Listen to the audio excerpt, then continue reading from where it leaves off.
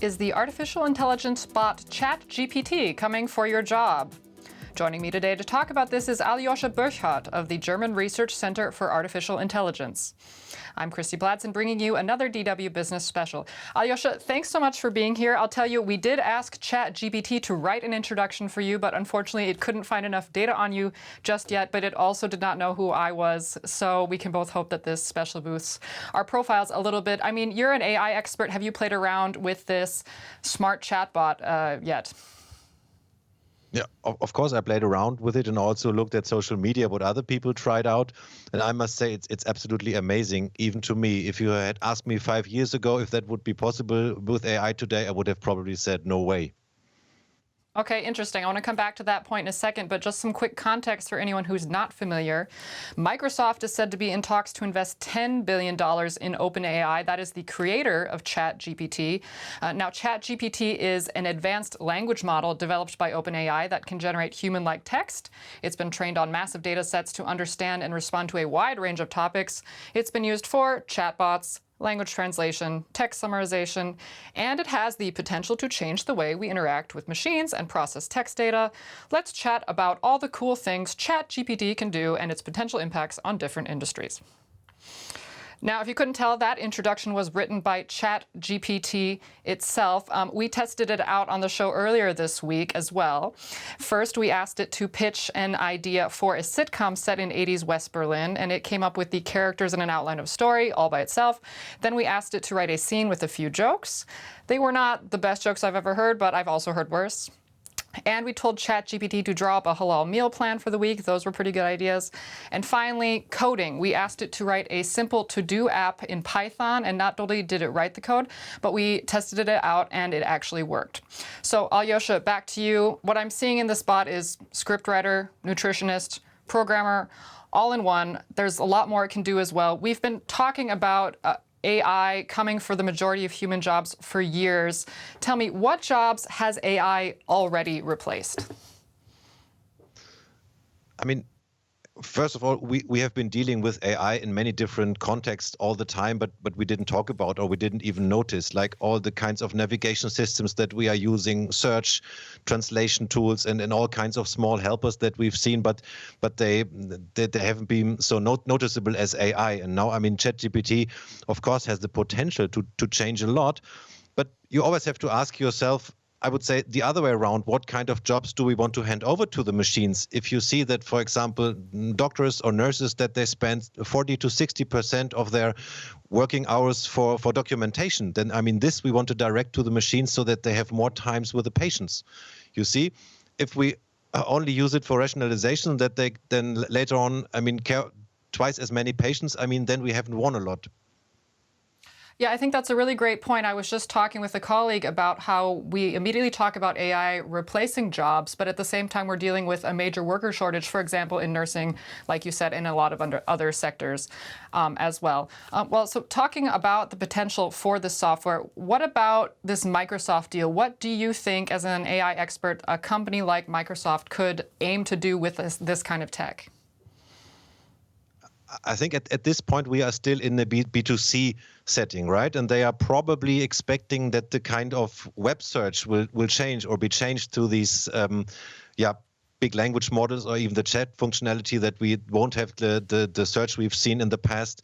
But maybe a chatbot will answer our question, will direct us to web pages, will maybe ask back, do you mean it this way or that way? And this means, of course, also the advertising market on the web will change a lot. And I guess that's what they are after. But at the same time, you have to see there is also the whole big B2B business. And we have many, for example, in Germany, Europe, many small and medium enterprises that might want to use these technologies for doing their paperwork or for talking to their customers or for doing certain analyses of their data and so on and so forth. And there, I think we have to talk about, I mean, we don't know yet. There are many much more open questions, I would say, than in the applications that you've shown that are quite straightforward, where maybe also mistakes don't matter that much. What do you think about claims that this technology could potentially challenge Google? it's really potentially a challenge for Google, I would say, as I said, for the search market, right? I mean, that it's more comfortable if you get the answer right away, or if you get an explanation and then the thing asks back, did you mean it this way or that way, right? It could help us finding the right content, other than, I mean, like we do today, where we go through all the web pages and browse through them ourselves and try to find the right content that we are looking for. I mean, this could really change. And also the recommendations we see in online marketing, right? They might also change. They become more natural and more outspoken. Yeah, you don't only get the product, but you might get this short text. Why do we recommend this product to you? Or did we get you right that you are looking also for something else, or did we get you wrong? And then you have much more interactivity, I would say, also in online shopping. Right. So then we can really see why Microsoft would consider investing such a large sum of money in this technology. Well, we spoke with one tech CEO, Yesha Sivan of innovation platform i8 Ventures, about this technology. He had mixed feelings. Let's take a listen.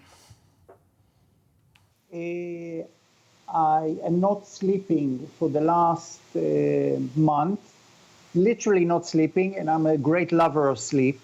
And it is because what we see now is the culmination of 10 years of extensive work, actually a global work, that OpenAI has been able to utilize to bring in something that is a demonstration of something that is a wonderful and frightening revolution.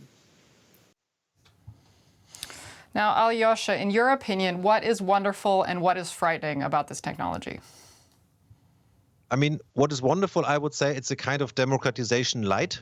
Yeah, I mean, many people now can play around with this technology, can get experience, can learn how to use it, how not to use it, yeah, where are limitations, and this is really good. I mean, yeah, in terms of making people aware of the technology and helping them getting into contact, play with it, and learn about it. Of course, there are many questions that need to be discussed. If we talk about the usage in business context, what do we do with our confidential data? What do we do with all kinds of information that's not in the system, like names of medicaments or like spare part numbers and all kinds of information that you're using in business context that this model has not yet been trained on? How do we get all this information in? Also, how do we do quality management? How do we make sure that what gets out does not do harm to people, does not lead them in the wrong direction, give them wrong advices and so on? I mean, this is one thing, but at this point, to be honest, my biggest horror is that all this artificial information, texts, also images, music, and other kind of AI results, that they are polluting the web. You see, the web we've seen so far has been curated by humans. All texts that you see are written by humans, of course, also by bad and anti-democratic and so on humans, but by humans, right? And all photos have been taken in the real world, and sooner or later, with the web can double or triple or get much, much bigger, fed by text that no longer contain proven facts and photographs or images that have been made up by machines. And then, of course, the next generation of machines will probably be trained on these texts. And you understand what's going on then. Yeah, that leads me to another question I had. I noticed that you actually tweeted about ChatGPT a few days ago, and you compared it to a sort of nonsensical answer that your young daughter had given to some questions. I mean, is this why you made that comparison? Are you saying that some of the answers that this bot is giving us are not going to be accurate or are going to be nonsensical? Yeah, in parts, it's hallucinating, right? We've seen these examples. It made up citations of scientific papers that don't exist because they just fit it at this place, right? So it made it up. But this can be changed, I guess. That's not the problem. But the comparison to the small child is, for me, more a kind of feeling that these systems, that they are, sometimes you have the impression that they are like a small child because they are. Sometimes the systems are over explicit. They are explaining things about the world that you know already, and that a human speaker would never mention twice or thrice within a few sentences in different ways. And this, of course, because these systems don't have empathy for the listener. They don't know what the other person knows already, right? So they are telling you some things that are quite obvious. And this is maybe a little bit more the comparison. But I also like my daughter was being asked by some person what her baby doll in the small doll trolley, what's her name, and she said, "A small child cannot walk." Right. Well, that's a little bit ominous, but yeah. Anyway, I mean, I wanted to ask you what the worst thing about ChatGPT is. I mean, do you feel like you answered that already, or would you add anything to that?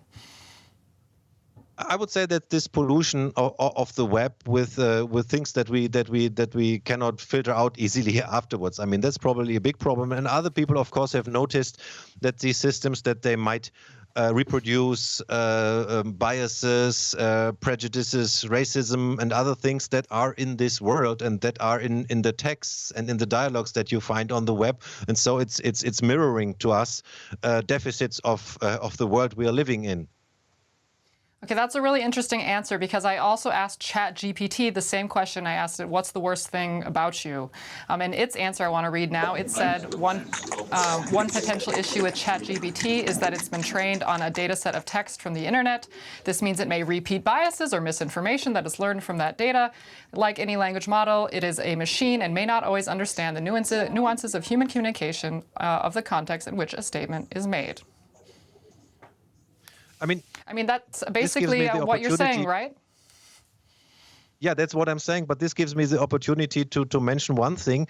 You have to distinguish between the underlying GPT-3 language model that can do a lot more and this ChatGPT component that has been put, so to speak, on top of it, if you wish.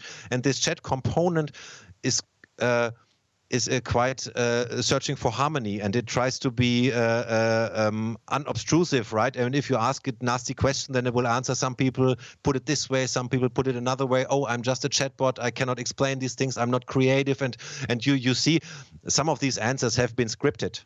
Yeah, so obviously, because I mean, in the past we've seen that some AI systems have given quite blunt answers to nasty questions. And so I think people were much more cautious this time. And so it has been trained to be modest and to be kind of realistic about its limitations and its potential and so on. But you can see, I mean, I guess these are the scripted parts. So these are not the part in air quotes that the systems feels by heart, but the engineers, I think they have built it that way so that it gives these answers so that people are not afraid. So I wouldn't take these answers too serious, to be honest. So you're saying that's sort of a marketing answer. It's not really an objective robot telling us the objective truth. Yeah, well, exactly. I mean, and this at the same time, sorry, but at the same time, it makes you feel that the robot knows more about itself than it does, right? So it could also be misleading. So we get the impression, oh, well, there is a very nice, well-behaved, politically modest, trained person sitting next to me, which is, of course, not the case. It's a machine. Now, Mr. Sivan, who we heard in the quote a minute ago, was talking about how this is 10 years, the fruits of 10 years of innovation. You said yourself that 5 years ago, you wouldn't have thought we would be talking about this or looking at it like this. I mean, I feel that we've been having serious discussions about AI, this kind of AI potentially replacing human jobs for at least a decade now. So I wanted to ask you, do you feel that the conversation we're having today is different than that conversation that was going on 5 or 10 years ago, or has ChatGPT fundamentally changed that conversation? It will probably become easier now to help people, support people. But after all, we want to see that the socio-technical systems work. I mean, human-man-machine interaction. That's the term, right? We want to get support by these machines. Again, I mean, it's not the idea, my idea at least, to replace people, but to support people. I mean, doing work that is. I mean, there are the 4 Ds of robotics. It's the dull, dear, dangerous, and I forgot about the fourth, but these are the kinds of tasks that we want to hand over to the machines first. And this is something that we need to keep in mind. So people often ask the question, like, there is some from a different planet, there's this technology coming, and then we have to ask ourselves, does it help us? Is it good? Is it bad? What do we? I think that's the wrong type of framing and thinking. So we have to ask ourselves, of all the work that is lying around and that nobody can do or nobody wants to do, or we are not fast enough. I mean, we should build the machines that way that it can help us with this work. And I think we are a step further now with this technology and with the ease of use that we see. But at the same time, I told you that there are many questions for business use cases about confidentiality of data and so on and so forth. And GPT-3 and GPT-2 are 2 or 3 years old. I mean, in the tech business, that's long. And we haven't seen, or I haven't seen, any decent business model built on these things. So there must be a reason for that. Well, then, just to wrap up now, Alyosha, with this forward look that you're talking about, what next steps should the technology world, should society take when it comes to this technology? I think we should embrace it, and we should look at our jobs and at the task we have to do also in public administration, in organizing our social life and web search, as you said, and discussion forum and other things. Where do we want to go? And where do we want to use this technology? And then the next question that need to be asked is, of course, who owns the technology? Who can use it? And who can change it? And what I mean, at the moment, we are depending on a few suppliers of this technology, as we have been depending on technology in the last 20 years, on digital technology. But that's not sovereignty. I mean, and we've seen that things can change and things can happen very fast in this world. And we also have to think about this. How do we build these infrastructures, and how do we build these possibilities so that more that we get a little bit more bigger ecosystem of players that can offer these services, so that we are not depending on a few companies. I mean, be they private or publicly sourced, I don't know. Well, we'll have to leave it there. I want to say thank you very much to you, Alyosha Burchardt. He's from the German Research Center for Artificial Intelligence. I also want our viewers to let me know in the comments what your thoughts are about this, what your job is, and whether you think ChatGPT could easily replace you, or what jobs you think should be replaced by technology like this. And if you'd like more on major changes affecting business today, I'd encourage you to check out our latest Business Beyond special here on YouTube, Too Many People, the Challenges of Demographic Change. Thanks so much for watching. I'm Christy Platzen in Berlin. Until next time, take care.